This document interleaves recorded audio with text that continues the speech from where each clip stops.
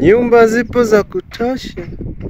Kigamboni Kisarawe 2 ina nyumba hii ambayo ipo kwenye kiwanja cha corner plot. Kiwanja kimepimwa, kina hati ya wizara. Nyumba bado finishing. Mtaa wake kama unavyoona, Kigamboni Kisarawe 2, mita chache kutoka barabara kubwa inayowekwa lami inayokwenda moja kwa moja kwenda Kibada. Yes, kutoka Kibada mpaka hapa ni kilomita 3 tu.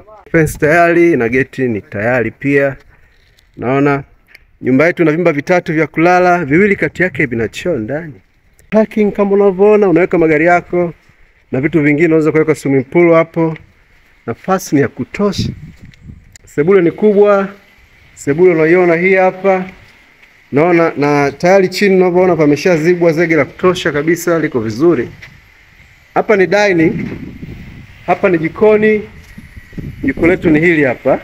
Na kuna store hiyo hapo. Hii ni sebule kwa upande mwingine. Chumba master ni hiki hapa. Ramani ni ya kisasa sana. Huyu jamaa nadhani ameishi nje huyo. Amejenga ramani ambayo inaendana na wakati kabisa. Hiki ni choo, unaona? Choo cha master kuu. Hii yote unaona amedesign namna yake hapo, unaona? Tunarudi kwenye vyumba vingine. Vyumba vya ziada na public toilet. Hii public toilet, chumba cha pili. Hiki ni chumba cha tatu ambacho pia kina choo ndani. Madirisha ni mawili. Naona, karibuni sana ndugu zangu. Kigamboni Kisarawe 2, mita chache kutoka barabara kubwa inayotarajiwa kutoka kuwekwa lami. Yes, naona upande wa nyuma pia kuna uwazi wa kutosha, nafasi ipo nyuma na kuna kala la choo tayari. Huyo ni jirani.